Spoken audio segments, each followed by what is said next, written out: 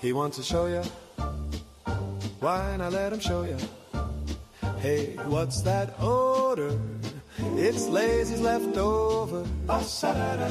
He wants to show ya. Gotta let him show ya. Say, what's that odor? Must be Lazy's leftover. Broadcasting live from the Just Bleed Radio studios in beautiful downtown Cleveland, Ohio. Hey, what the fuck is up, everybody? What's going on? It's your boy, Lazy Bed, and you are tuned in to Just Bleed Radio, and this is yet another edition of Lazy's Leftovers. Today is January the 14th, 2026, and as I said, you're locked in with your boys. Joining me today are your usual suspects. On the road, actually, right now, coming home from work, which maybe isn't the smartest thing to be broadcasting live, but either way, he's here and he's doing it. It's your boy, Austin. Austin, what's going on, man? Thankfully I have a Bluetooth set up, so I'm good. Like, you might hear some rattling in the back of the truck, but that's fine. Oh shit! And on the third man on the microphones, the third voice you'll be hearing tonight or tomorrow or whenever the fuck you might listen to this. It's your guy. It's your favorite Englishman, your favorite tequila sipping, daiquiri making, whatever the fuck he's drinking on tonight. It's everybody's favorite mouse, Danger Mouse. What's happening, brother? Hey, guys. White Russian at the moment, funnily enough. Oh, very nice. I think that's vodka and milk. Vodka, Kahlua, and single cream, heavy cream. I think you guys in America call it. So a little bit of creamy flavor. Yeah, felt like spoiling myself. Luxurious. Oh yeah. So what do I always say at the beginning of every single one of these? I always say it's very impromptu. Danger Mouse has informed us in the private chat that this was not impromptu. He announced it hours ago, which is true, but feels impromptu to me. It always does, because I'm lazy and I like to procrastinate. So, Austin being here is impromptu. I wasn't expecting that. Yeah. This was going to be possibly earlier, but we delayed it till after the premiere of the 2026 fantasy draft, and to have Austin here as he makes his journey home. It's one of a few times that we can catch him to get a recording in when it's not one of the weekend days when he happens to be off. But so yeah, Austin, it's very good to have you here for another one of these lives. What's going on, bud? I already asked you what's going on, but yeah. Sorry, I'm thinking about lighting this joint. Hand. Shout out Devin Doherty in the chat. Just seen him pop up there. Number one, all the way. Yeah. No, man, I'm reeling still from the draft and the day of infamy. There's so much I think that was cut out from it, just because of the way it ended up playing out and a lot of the shenanigans and things leading up to it. I think we had like 5 different arguments leading into the day of the draft about the drafts, which honestly, as much of the discourse around them was like distracting, I still enjoyed those, even though they were contentious at times. Yeah, there was a lot that got cut out, but Dave did do a good job of including some extra bonus material at the end there. That ending had me fucking cracking up. Yeah, for sure. Nice. The Fatima Klein pick as well, when Dave was the little bit that Dave edited in for that. That was fantastic. Yeah. Dave sent me a private message and asked, "Have you got any shots of yourself? You know, your character as a Dark Lord of the Sith or something?" So I was like, "No, I don't. But just give me a minute." And that one popped up. Brilliant. Still upset for the treachery on Dave's behalf, but at the same time, I can't blame him. Who wouldn't want Fatima on their team? And that's not even my bias. That's setting my bias aside. But she fights regularly. She's pretty successful, and she's a bonus getter. I was so tempted to pick beer as either my first or second round pick. Honestly, Yeah. the thought didn't really cross my mind that any of you guys would snatch the women. I was more worried about the men. No, I never get it. I think John Silver, if you'd have left him out there, I might have snatched him up. But other than that, not really. I couldn't mouse left Islam on the table the way he did. And I was like, all right, well, if I can't get Islam, I'll get Michael Morales. And the fact that you're like, yeah, no, I'm going to pick him because I regret keeping Patty only for the sake of just the way that the interim title could play out. But I don't know what the future holds for Patty. I do know what the future holds for Islam, and that is reigning over the welterweight division. I was like, oh, he's free. I'm going to take him now. You destroying me with You're going back to Atiba Atiba? Gautier was, it hurt my soul because I looked at all of the possibilities at middleweight and none of them interest me.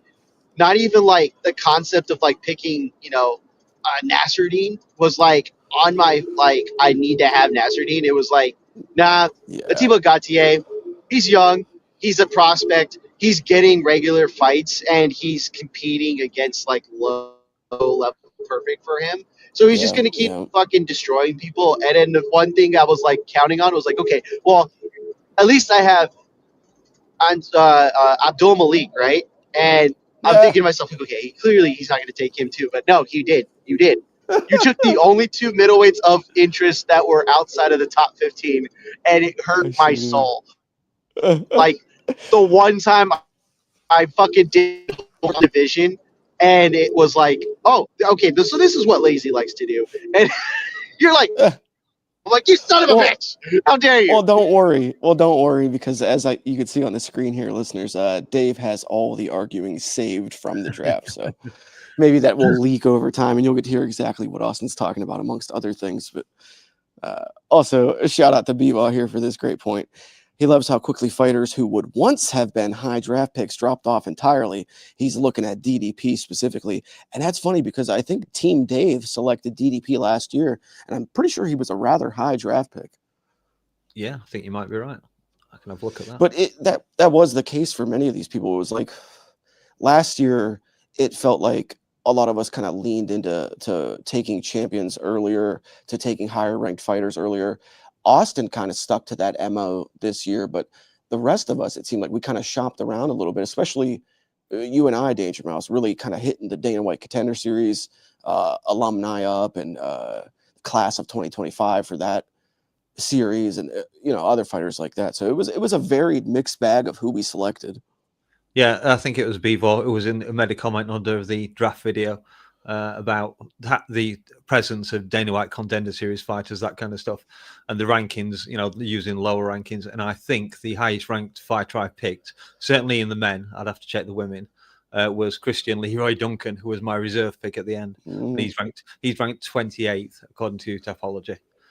So gives you some idea of how lowly ranked my fighters were.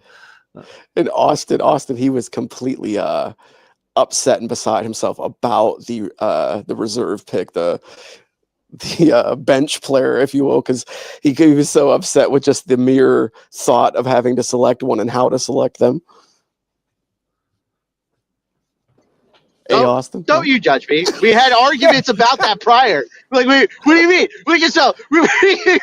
Again, we just before we recorded, it was the whole argument of okay, well, how many are we actually having? And you're like, well, I thought we were going 12, and you're like, no, I thought we were going 10 and then 1, and then I was like, so 11 and then 1, and you're like, no, that I will relent nothing. So it was still even just before recording, we were still at odds on what was actually agreed upon because none of us were on the same page apparently. I kind of wish we'd had the extra one to pick now. Yeah, I mean that was my thought. I wanted to have maybe 11 plus 1. We can add a fighter next year. Yeah, because that way, theoretically, you could select a fighter from every division if you wanted to, like we did for the Bleeders, and still have a leftover reserve fighter. But I think it worked out. I think it was a pretty fun draft, and I'm not the only one that thinks it was a fun draft, because our guy Double D, Devin Doherty, he enjoyed the draft as well. So shout out to Double D. Yeah, sure. Cool, man. Glad you enjoyed it. We certainly did. Hopefully everybody does, because it's kind of like our little inside thing that keeps us intrigued with the fights all year long as we put these shows out. So yeah, I think so. We said it often enough last year. We're sorry if this annoys all the listeners, but we really enjoy it. So you're all included now. You have your team, and we didn't just like pick a bunch of scrubs for you. I could share my screen now and show you my draft pick document that I wrote, and what's his face? Chris Alvidrez is actually at top of that list. Chris Alvidrez is actually the guy that when we were talking like last week or the week before DM, and I was saying the guy that LT had commentated the fight for and he was high on was fighting on one of the upcoming cards. I think I said it was I was mistaken. That was actually Chris Alvidrez that he commentated the fight for, that he was super stoked about. So the Bleeders got an LT prospect as well. Yeah, cool. And Stephen Asplund, who you of course stole from me. I was seriously considering him. No, Dave stole him. Was it Dave who stole Stephen? Yeah, Dave's the one that got titties. Oh, I was wondering where the hell that had come from. Yeah. Because he's got those big ass fucking flappy hanging mud flaps that he likes to yank on after his wins. Yeah. Yeah, moment of the draft right there. That just because everyone was like, oh, just out of the fucking blue, just fucking like, I felt that was like appropriate. Just like, oh yeah, let's just fucking get into it. Like, we're already fucking trying to beat each other. Let's just fucking destroy each other's teams while we're at it. Let's go. We got our producer of all people here, our editor extraordinaire, admitting that he didn't actually read any of the Discord posts about the draft. So maybe we weren't all so prepared coming in. I had personally had a long list of possible prospects. Yeah, 77, I believe. Yeah, that's right. Yeah, sure did. 7 for each of the 11 possible weight classes. Oh, makes sense. Yeah. Mine was about the same too, Lazy. That's why I was like, all right, so Lazy actually looks at the fucking, because the last time I didn't fucking get a chance to look at the roster beforehand. I just only was able to look at it like during the time of the draft. This time I like had to do like a last minute cheat sheet of like each weight class and be like, okay, not you, you know, and it was like tedious, but it was fun. And then watching my plan go out the window pretty much within the first 3 drafts.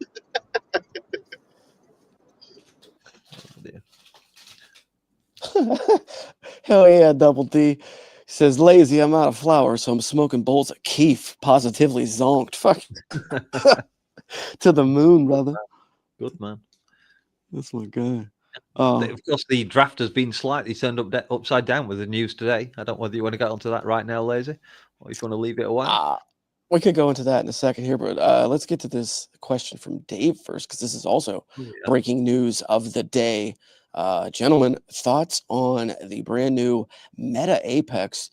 Briefly, for those that don't know, today it was announced by Dana White via Instagram Live, I want to say, just like he announces his fights, only with more enthusiasm than he announces fights.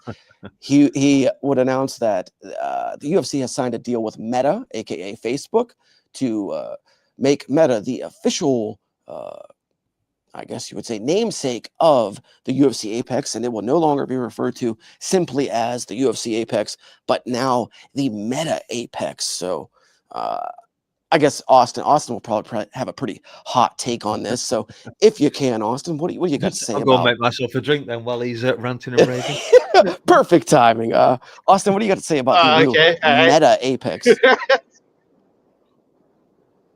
Hey, you know what? If here's the thing, we all have differing opinions on the Apex itself, right?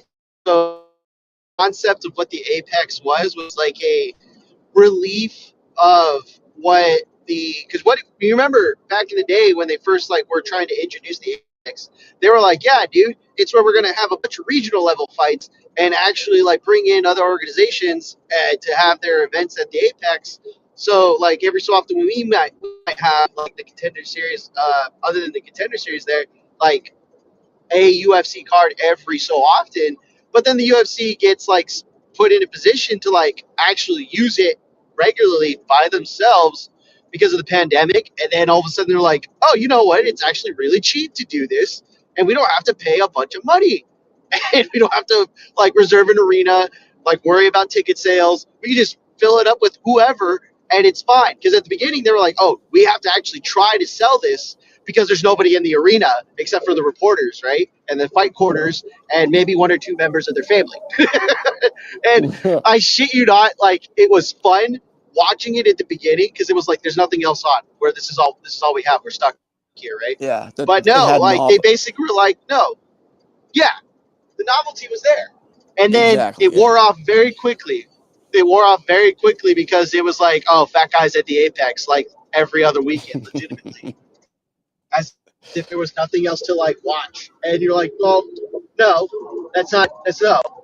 You just, it's like going to a restaurant that was a 5-star restaurant, and then like, okay, well, they had to go to a food truck. Okay, the food truck's there, and then now they're serving is like macaroni, and it's like from the box. It's like, what are we doing here? Like, All right, so cool. They changed their name. That cool. It's still the same thing. If they were to like implement like regional like cards like for the talent pool, okay, fine, different story. Like LFA, Titan, right. but they're not doing that. So what's the fucking point? They're still gonna put two fat guys in the Apex there and fucking like what? We're not even doing like anything legitimate. The only thing you can say about the Apex is that hey, contender series. Now what Right. else? That's it. Okay, so perfect time for me to interject there. Let me play devil's advocate a little bit of devil's avocado. What if in this new year, as we make our return back to the new glorious world's most famous meta Apex, what if the changes that they have made during this time away actually do impact the product when we do visit the Apex, and when we do go back to the Fight Warehouse, to Dana White's meat market, his job fair, when we return back to the UFC Apex, what if these new updates, which include supposedly rolling bleachers that can accommodate up to 1,500 people, so a new actual pretty sizable audience for that small venue, other amenities open to the public, such as concession stands and things of that nature, and newly lowered public-friendly ticket prices. So basically what I'm saying to you is this new Apex is slated to be something along the lines of the older venues that we used to visit with the UFC at certain times, or organizations like the WEC or Strikeforce. Think the Joint at the Hard Rock, or the Pearl at the Palms, places like that. Small casino venues that can contain a crowd of only 1,500, 2,000 people tops. But in a small setting like that, that crowd of 1,500 people can become quite raucous. It can become quite a cacophony of chaos and excitement in a small venue like that. So what if the new Apex actually brings some excitement?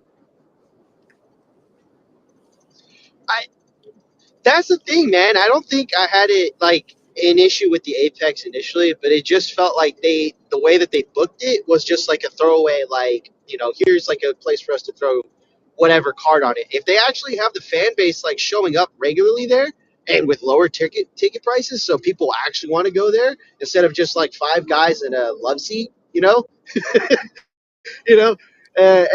like it. The first thing you said, like that pop when you first said like rollout benches or stadium Bleachers. seats, I Yeah, was like, oh, that's bleachers, right? I was like, Mhm. oh, that's like a high school thing. You know what I mean? It is. Like that's It the first thing that came is. to my mind. You know, But it's going but to have. It's that's an going to have improvement. that That's UFC an touch on it. You improvement. know what I mean? Yeah. Yeah. Yeah. And That, you'll have people will have to like recall and think back if they remember it. Some will, many will not. But I think it's happened twice now. The UFC has loaned out the Apex to the WWE. WWE, of course, partners of the UFC. And when they held WWE events in the Apex, which, like I said, it's only happened twice now, I believe, and it was under their developmental league, the NXT. They had temporary bleachers brought in, and they were able to accommodate a larger crowd. And it was pretty. It wasn't obviously it wasn't comparable to a fully stacked, fully sold out or full sized arena, but it most definitely made a difference. Now that was temporary, structures that were only there for a brief period. What the UFC has built, to my understanding, and I'm quoting this from John Morgan and Cold Coffee on the MMA Roadshow, who have given updates on this process over the last several months. I'm going on here, but basically these new seats are like, it's almost like what you said. It is almost like high school bleachers, but they're like high end, nice quality that can accommodate, like I said, 1,100 to 1,500 people. And it's supposedly going to be pretty cool. It's definitely an upgrade. So, Danger Mouse, let's get you in on this, though. Like, what do you think about it being the meta Apex and how stupid that is, but also what me and Austin are talking about here with some upgrades? Could the Apex be a decent little venue, actually? As for the name, I guess it's got what I can't even think of the guy's name. That's how famous he is to me at the moment. Zuckerberg. Zuckerberg, yeah. I was pretty confident it was Mark. I just couldn't remember his surname. Obviously, Zuckerberg's had an interest in the UFC for quite some time. He's sat there in the audience before now. He's hired the entire bloody place out before now for all his mates. So him wanting to be tied to it is not really any big surprise. I'm not sure how political Facebook is at the moment, or Meta, and we don't like to go into politics here, but you might want that connection to your current president. So that's all has to be taken into account.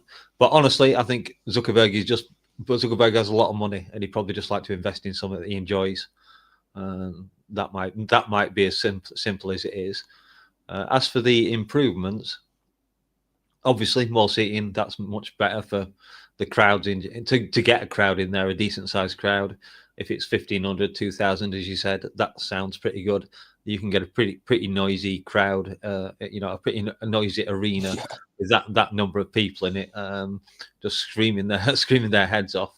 The problem is, of course, that when there is low supply, the price goes up. That's the basic rule of economics and sales. So if there's 2,000 seats, I don't see the UFC reducing them to fan friendly tickets. Maybe, I suppose, if you're in Vegas and you get a chance to go and see one, that might be cool, because that's maybe for someone like me, that'd be probably a once in a lifetime opportunity in Vegas watching a UFC fight. Yeah, I might pay $500 then to go and sit in the bleachers somewhere. But yeah, well, I believe, and again, I'm not trying to say this like name dropping, but this comes from Alex Bahunin from MMA Mania. He was on MMA Oddsbreaker with Big Marcel and Adam Martin, and he said, from his understanding and what he has heard, these general admission tickets, these stand tickets, are going to be actually affordable, under $500, Danger Mouse. So it would be possible for you. They're still going to have their VIP tickets, because they'll still have a VIP experience at the Apex that includes, open bar and meet and greets with the fighters and all kinds of things of that nature. So there will be another tier, of course. They're going to maximize their opportunities to make money.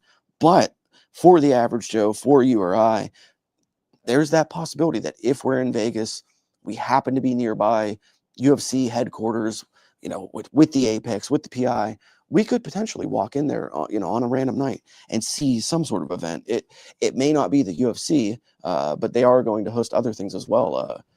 UFC BJJ, potential CFFC BJJ, which is becoming the feeder league to the UFC's Brazilian Jiu-Jitsu program. Things like wrestling tournaments, all types of different stuff. There's been a lot of different talks about what they're going to hold there, probably Power Slap, as well as their Zuffa boxing. So we'll have. I will go to a Power Slap on one condition: Michael Bisping invites me there. I'm paying for my ticket to get to the States. Hey, maybe talk to your pal Ant Evans, who's close to Bisping, and he knows Michael. Yeah, of course, yeah. Danger Mouse, Danger Mouse. I'm going senile here. Austin, I believe you would attend a wrestling event at the Apex, wouldn't you? If it's some sort of, high-end fucking wrestling soiree.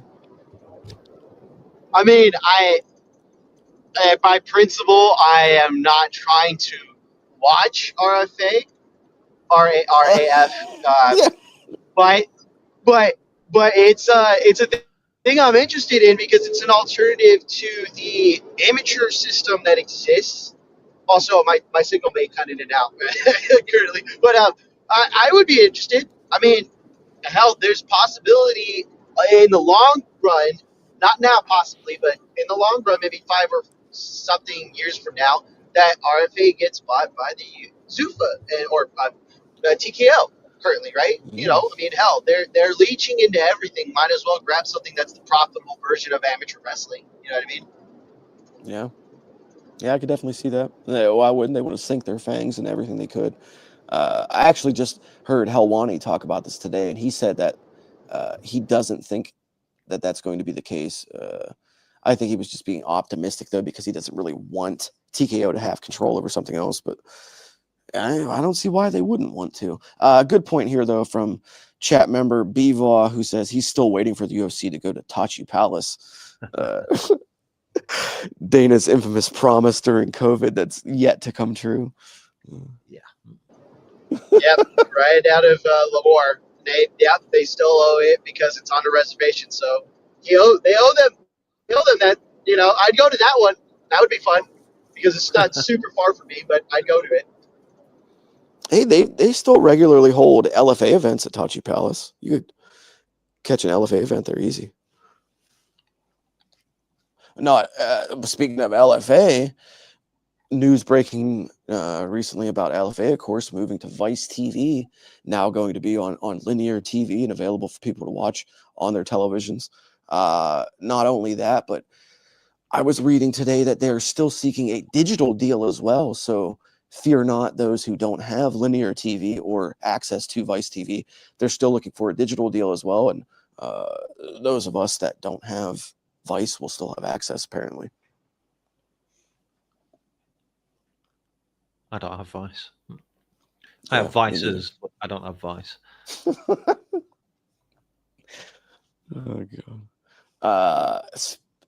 I guess that's as good of a time as any to circle back to the unfortunate news that you brought up just a little bit ago, Danger Mouse, that does directly affect this year's draft, and that is the unfortunate loss of Kayla Harrison versus Amanda Nunes from this upcoming UFC 324 card. Heavy blow to Team Lazy, very heavy blow. Subsequently, heavy blow for Team Dave as well, because from everything old Lazy Bed's hearing, they are not rescheduling Amanda. They're probably going to shelve her and keep her for an hopeful later date with Kayla if she's able to return. So, Danger Mouse, let's go to you first. Thoughts on the fallout of Kayla Harrison from this very right around the corner championship match? Well, first let me say I wish Kayla all the best in recovering from this. I wouldn't wish before I go on. I wouldn't wish illness or serious injury on anyone, and you can absolutely trust me on that, given my own life experiences.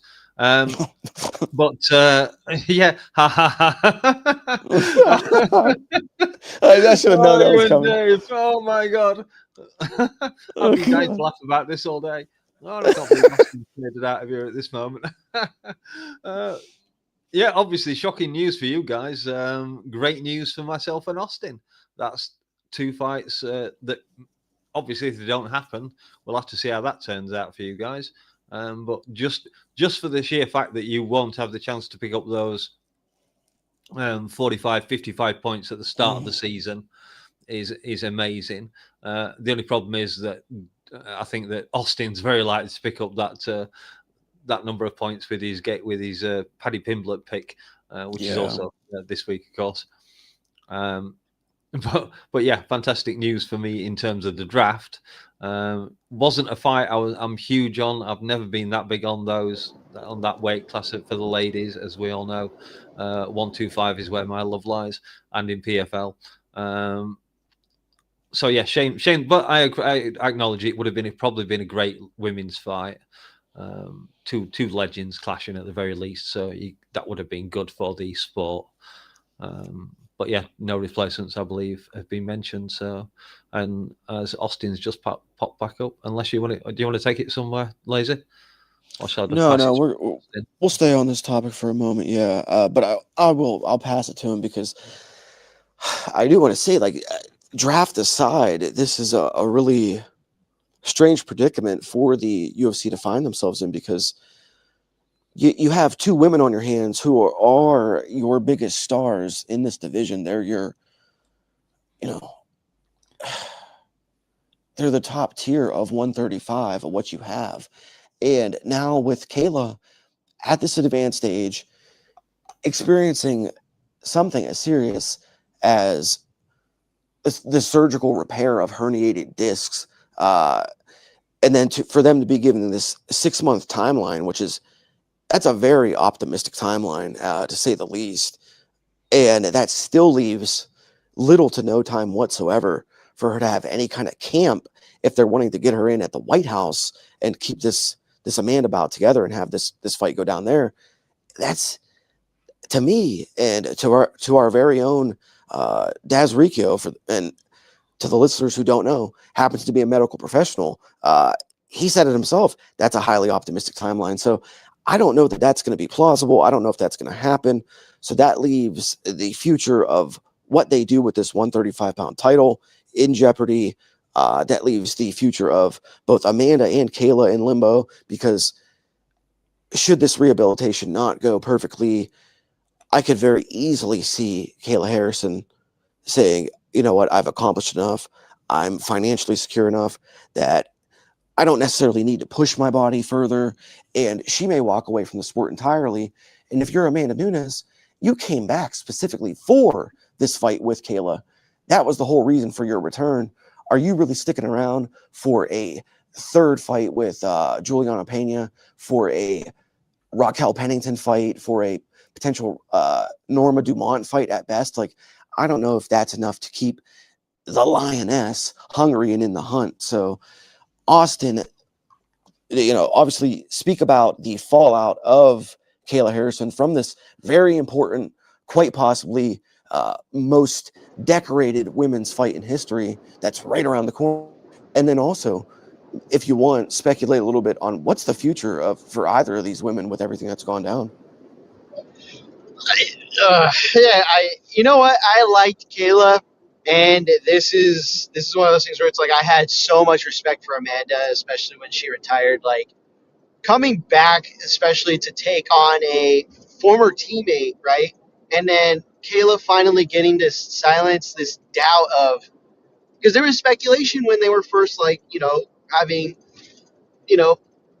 not verbal spars, but like just discontent the camp itself. Amanda obviously feeling like the camp kind of chose sides, not too dissimilar from when John Jones and Rashad Evans, were former teammates, or when Robbie Lawler and Robin Woodley were teammates. Taylor's old as time. Two friends, two former teammates, and eventually rivals. The story writes itself. The unfortunate part about this is that they're both on the older side too, so injuries are bound to happen. And with Kayla, And I don't know if you probably have a better history understanding of this than I do, Lacey. Was Kayla ever injury prone or had been coming off as injuries prior to her being in the UFC? Because I don't remember any of that, even when she was with the PFL, right? Yeah, no, she's not like she's actually known for the opposite. She's known for being crazy durable and like kind of like a Marab-esque freak in that essence. Like take a licking and keep on ticking. No, yeah, and I get that because it's like one of those things where it's like it makes sense for the long haul, but at the same time, you have to remember like former Olympian, the danger of continuing to compete, it's always there. You know, a former wrestler, amateur wrestler, Tatiana Suarez, neck issues throughout her entire MMA career and wrestling career. And she's barely Hmm. capable of, continuing to keep up with that because I think as of late, too, she also had an injury coming off Yeah, of a fight. So it's like, it sucks, especially for the division. But it's one of those things where it's like, if you're going to have the fight, give it the time it deserves. I don't think Amanda's going to rush back anytime soon, especially if she's going to be offered to fight like anybody else other than Dumont. Dumont would probably be the only one because it's the old guard, you know. And even that one, it's like, you're not going to really. Most people are not going to tune yeah. in for that fight specifically. No, You know what I mean? no. I agree with you, and I get what you're saying that is the most probably interesting one of the ones I mentioned, at least because it is kind of that old guard versus the new guard. But at the same time, you're not going to. What if Amanda only does have one more in her, and this is the only one you get? You're not going to risk her in a fight against somebody like a Norma Dumont. I'm sorry, like that's not what you brought her back for. That's not what she came back for, and you're not going to waste it on that. The fortunate thing in all this, and I was pointing this out earlier on the MK Discord, shout out MK Discord, shout out MK in general. But I don't, I really don't think that they're going to let Amanda kind of sit out in the cold on this one and be the odd woman out, for lack of a better phrase, because one, she's established such goodwill in the company. She's obviously a huge star. She's possibly the greatest woman fighter of all time. And then also, there was a lot that went into getting her to this point and getting her this close to the fight. A lot of negotiations behind the scenes, a lot of, I'm sure, favors being done and things of that nature to accommodate a star of her caliber, somebody within the company that's garnered her level of respect. So I think a fortunate thing for her in the situation is going to be, I do think that she's going to get paid here. We were so close to fight date that, and she was probably already in the midst of like beginning to cut weight and getting ready and like making those steps, that I think they will compensate her because they're going to want her to hang around. They're going to want her to potentially be there for a future date with Kayla. So I think that is why they didn't announce a replacement fight. And I think that's why there won't be a replacement fight with Amanda to keep her on this card. Otherwise, they would have announced it when Dana made his announcements yesterday in regards to Israel Adesanya and Joe Pyfer. If they had a replacement or there was going to be a replacement, he would have said it there. I think this is a scenario where they're going to shelve the two of them. They're going to pay Amanda to sit and wait a while longer and to stay ready. And they're going to hope that Kayla's able to come out on the other side and be a close enough version of herself to put on a fight that's going to be somewhat close to the caliber that this one was going to be. So I think we don't see either of these women for a while.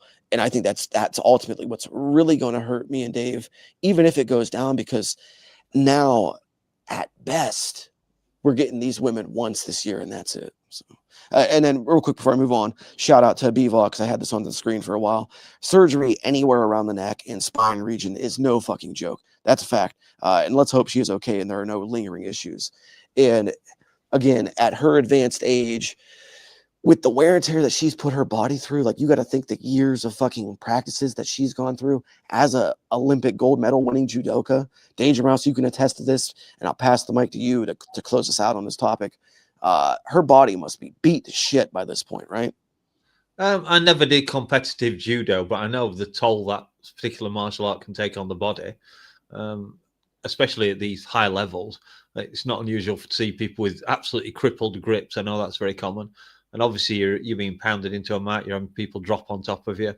The only bonus really you've got in judo is that you're not getting punched in the face, because people are trying to break your limbs or put a submission on at the very least. So yeah, it's not an easy sport by any means, especially at the Olympic level. Yeah, just good luck is all I can say to her. Like I said, I was laughing so much because I've been watching the chat on the Discord all day, and it's been people crying and wailing and gnashing their teeth because of this fight falling down, and all the time I was just sat there laughing inside. So yeah, that's all I can really say on that one. Yeah.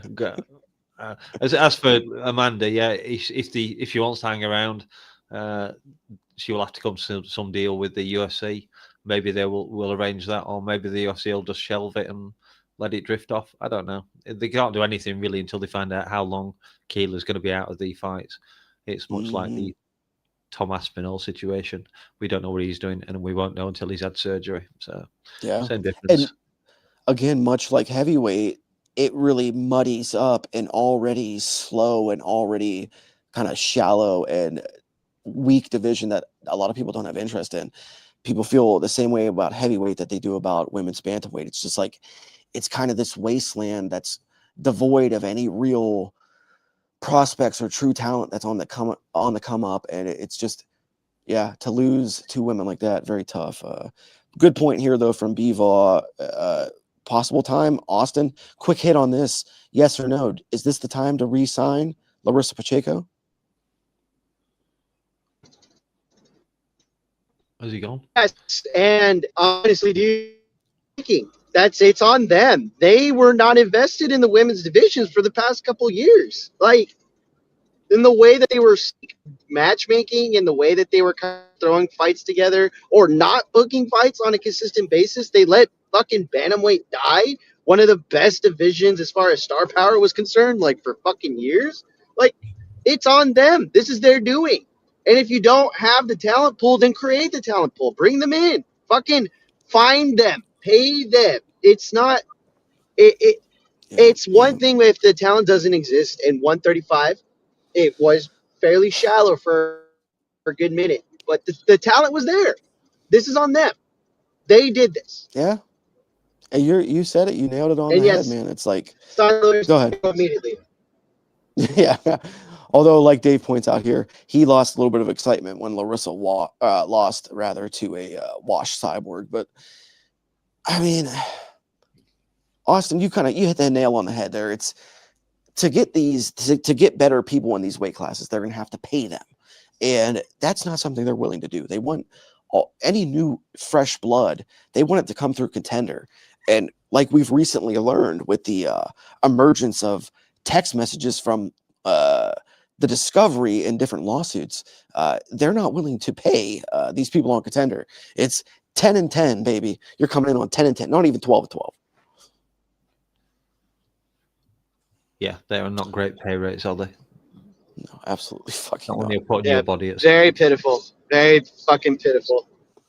I guess if you're fighting on the regional scene, they'd be all right. That'd be pretty fantastic. But yeah, like if you're coming directly from somewhere like that, that's an upgrade. But if you're any one of a like the people that we're talking about, somebody that's going to come in with a pedigree, possibly from a different sport, like a renowned athlete from a different avenue of athletics that might cause a splash or something like that, like they're not going to come in for 10-10. It's just not going to happen.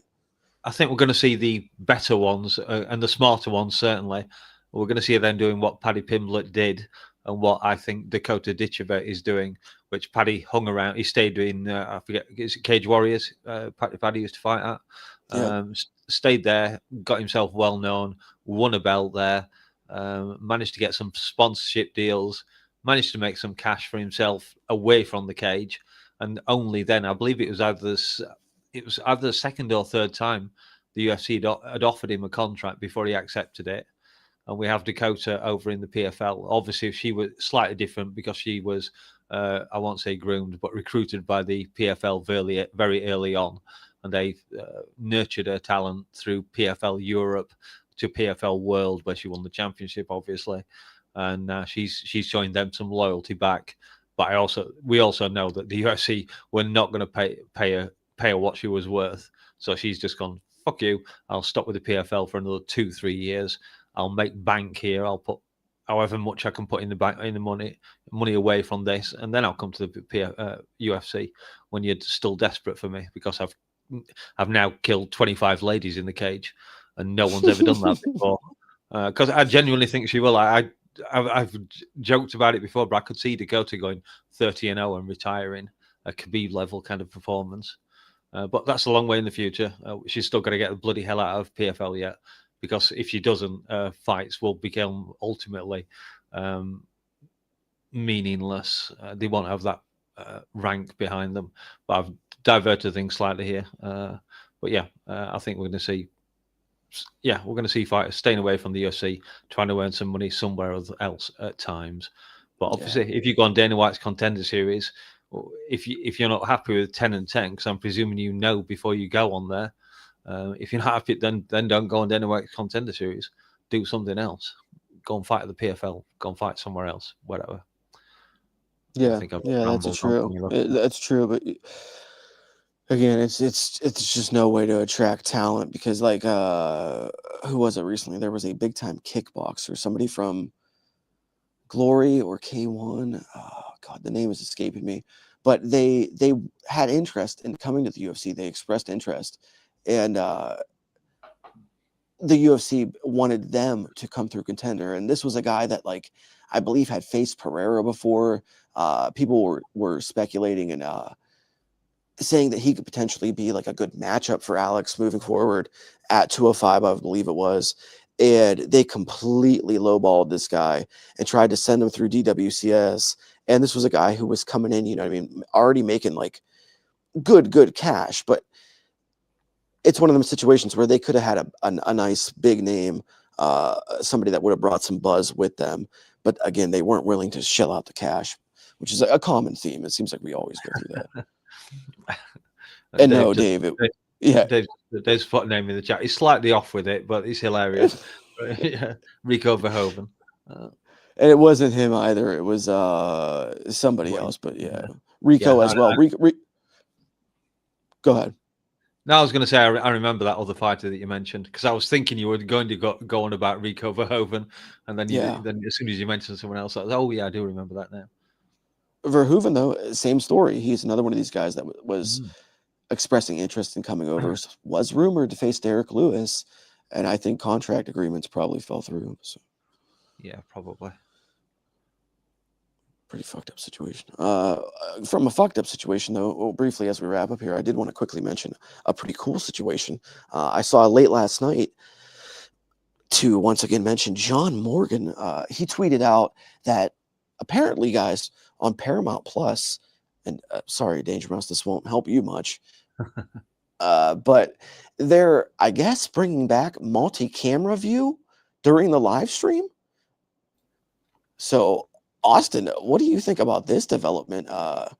There was a brief period, I'm not sure I think what platform it was on, but one of the streaming services, it might have even been ESPN Plus, offered a multi-camera option.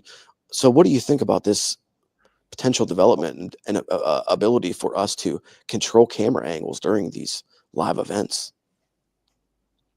I've just noticed in the chat, he said he's going to be MIA. So, he's back. Okay. He's back. He's unmuted himself. Oh, okay, good. I wasn't sure if my mics were working or not. So here's the thing. Multi-view cameras is like the ability. Now, when they say this, is it the different angles or just multiple like actual screens available on the same screen? Is that because it's different like those are two different things, right? Different angles. You'll be able to switch angles. That is a game changer of which I would love to see because a lot of the times we're stuck with the angle that the UFC chooses. It means their broadcasting, right? And sometimes it's not their fault. They're just kind of like going off of whatever the producer is going with. There's like multiple camera people, there's multiple angles that they have. They're trying their best to not impede the live audience watching in the stadium or arena, and they're trying their best to get the best like picture. And sometimes they have multiple people just like going from one picture to the next, and sometimes it's just okay, get that one because it's got the ad in it, or get that one because it's got the good angle of the cut coming out from the side with the blood dripping out of it. Or there you go, he's got his hand right up there. Go get it, get because he's got the great stance or whatever. That no, don't get that one because the referee's in the way. Like it'd be up to us to watch it, and I would love that very, very much because it's like the ability, like especially I think somebody else has said it. I don't know if it was you or somebody else, Lazy. A video, the like the camera view on the ref itself, like watching. Oh my god! If that was the case, holy shit, game changer! Just take my money. Just take it. Take it. You're already raising the price anyways. Raise it again. I don't give a shit.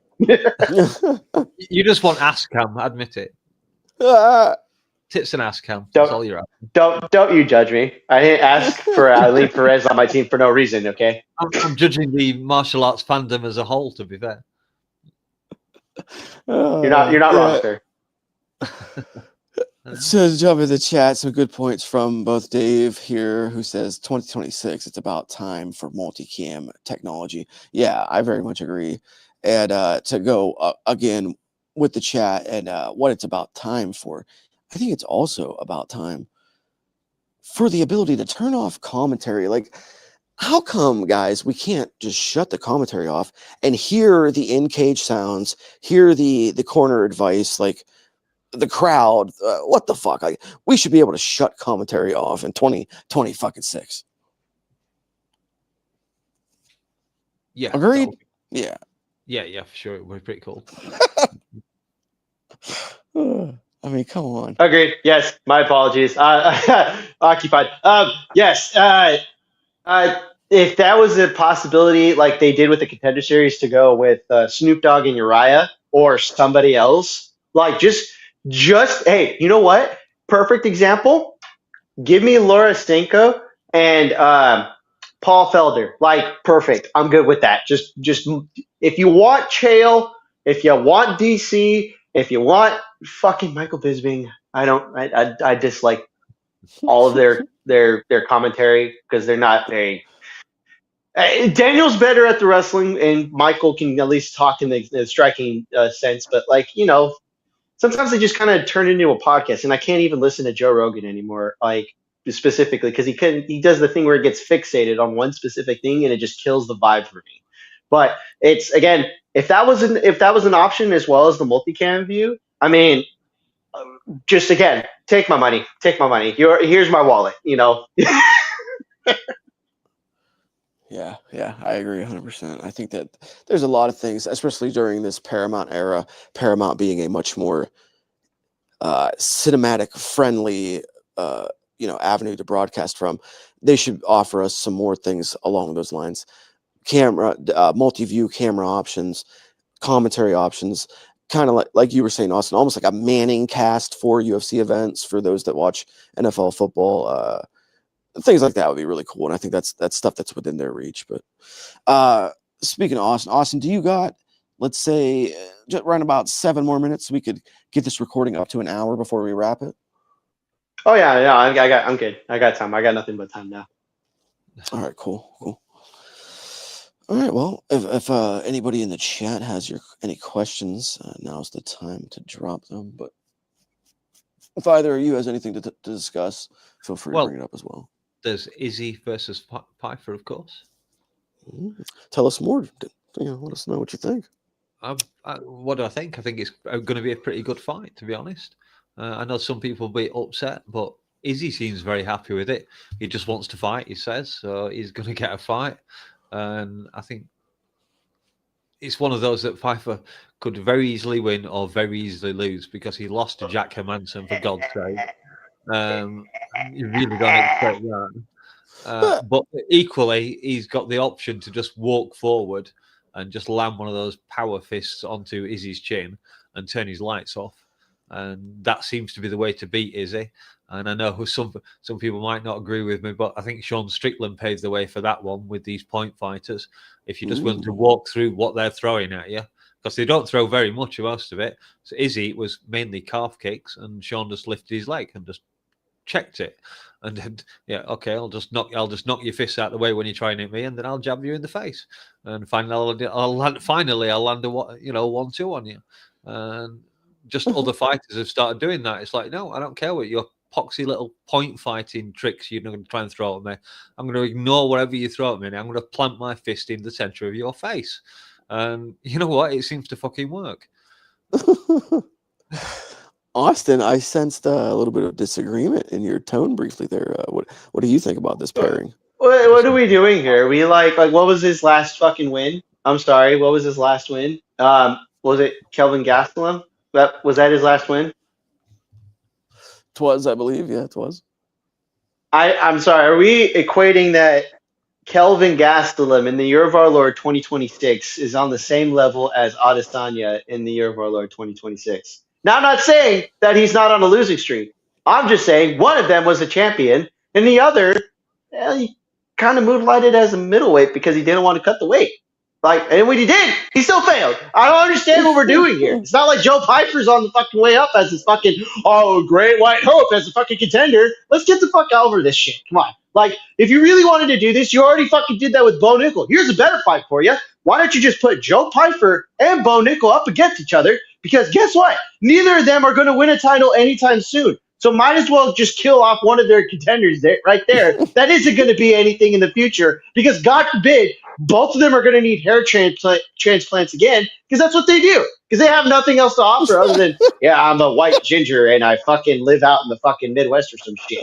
And I fucking go out of my way to fucking be a kind of a dick because, that's my thing now because I can't relate to the fans because God forbid relating to the fans is the only thing that's asked of you.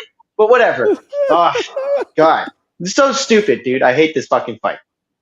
Oh, I love having Austin on this show. Austin always brings the passion, brings the fire. Yeah. I should point out it's me that's been drinking, not Austin. Oh, he's ready to as soon as he gets home. As soon as he walks in. Yeah. Cracking a cold. We got some new guests in the chat if you want to take over. We do. Real quickly, I'll give my thoughts on this fight. But yeah, shout out to our boy Drakus, who joins us finally for a live chat. What's going on? Drakus enters now. A patron of many a chats. Yeah, for sure. One of the OGs. I don't believe he's ever been here for a live chat. Shout out Drakus. But yeah, just to close on the topic of Piper and Izzy, with my thoughts on it, to which Dave says, great matchmaking. I don't know if it is.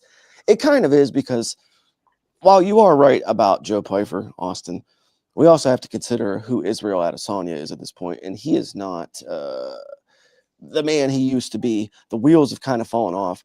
The chin is a bit suspect. He is on a losing streak.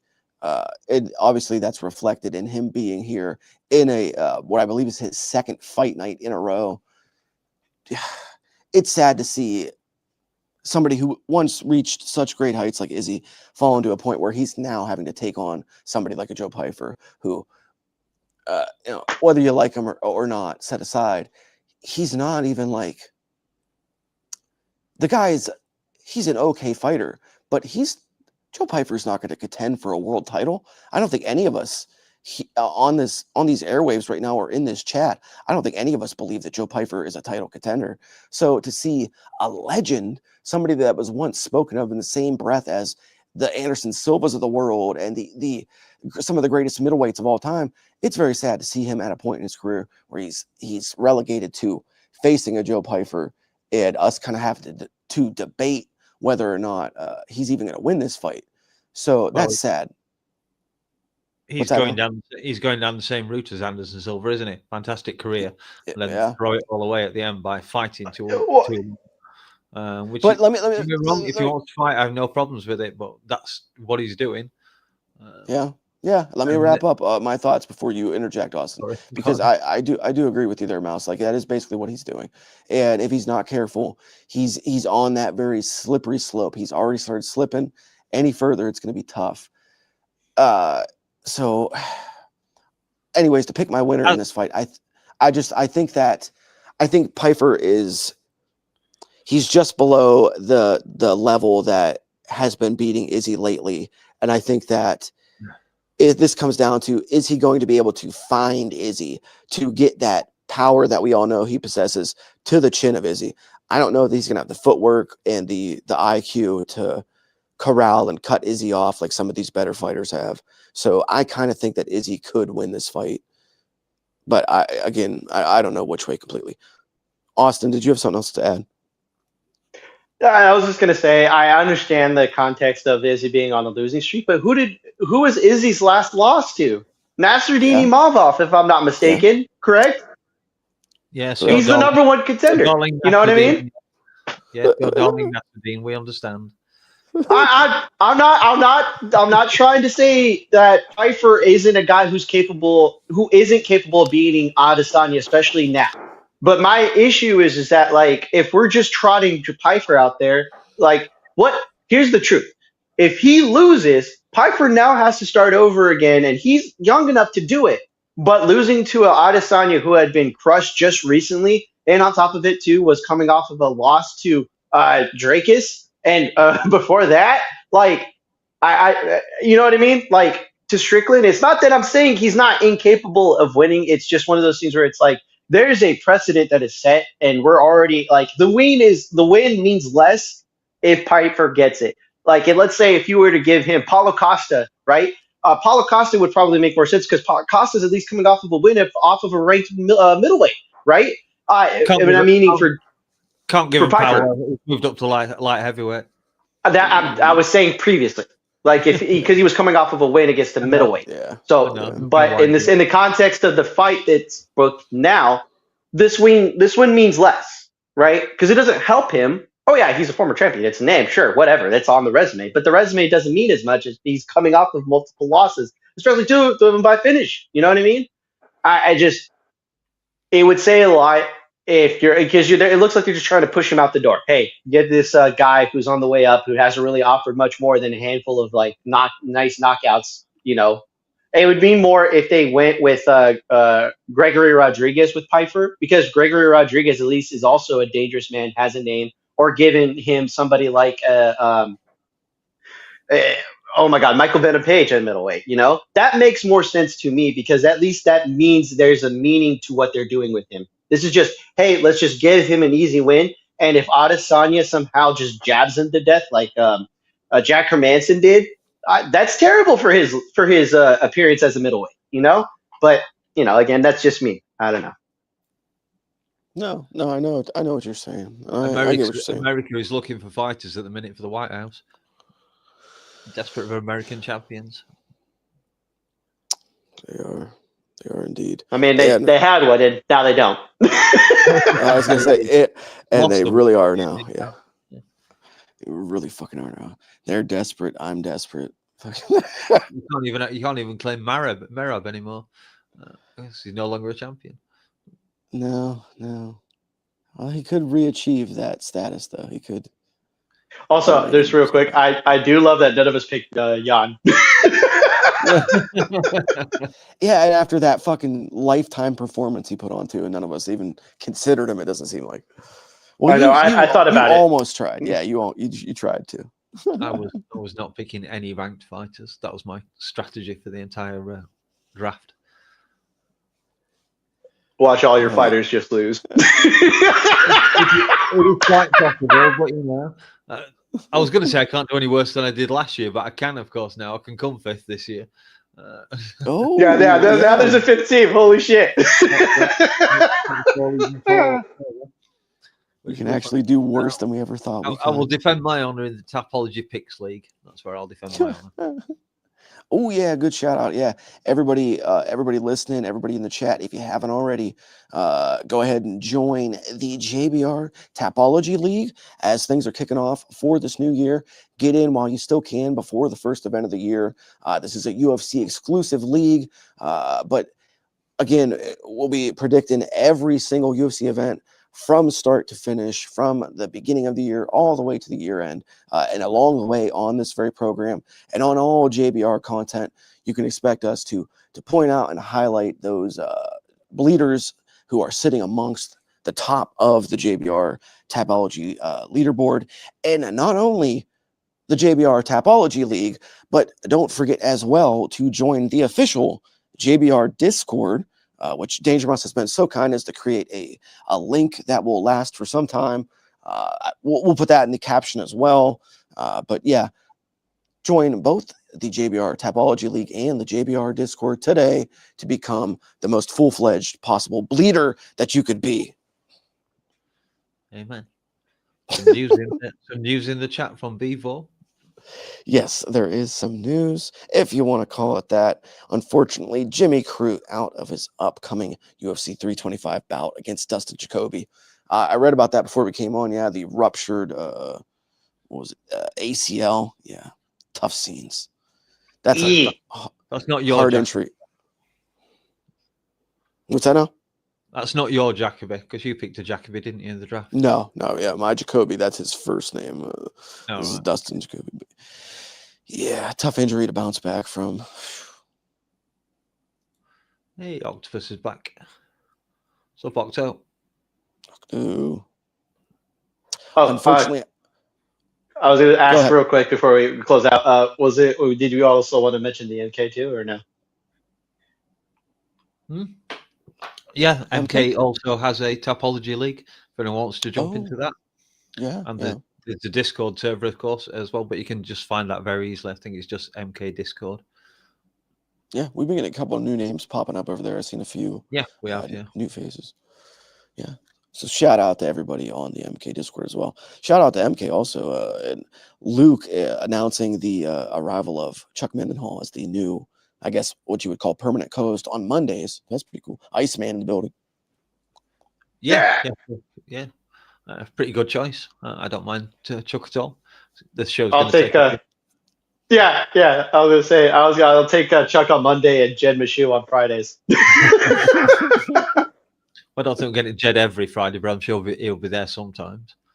Oh yeah, he'll be there, along with all the other familiar faces that we all know. But Austin, from that echo, I do believe you were probably like waiting in your garage to go in your house. That's what it sounds like to me. Yeah. Just kind of. Yeah. I figured. So it's about time to put a bow on this show. But yeah, definitely shout out before we go to Octo. You know, we love Octo. Just Bleed Radio's one of our top supporters and one of our favorite people to see in any chat anywhere. So shout out to all of you for joining us here tonight for another version or edition of Lazy's Leftovers for this January 14th. If you haven't already, as we wrap up, do hit the like button, hit the subscribe bell if you're new around here. We're back frequently anymore for content. So hit the notification bell. Make sure you're able to tune in when we do go live for these impromptu situations. And join myself, Lazy Bed, his self, Danger Mouse, and the other guy over there standing in his garage right now. He's no special because we'll be back here very, very soon. And we'll see you all tomorrow in Luke Thomas's live chat. So we're out of here, guys. Yeah. Bye, guys. We're back.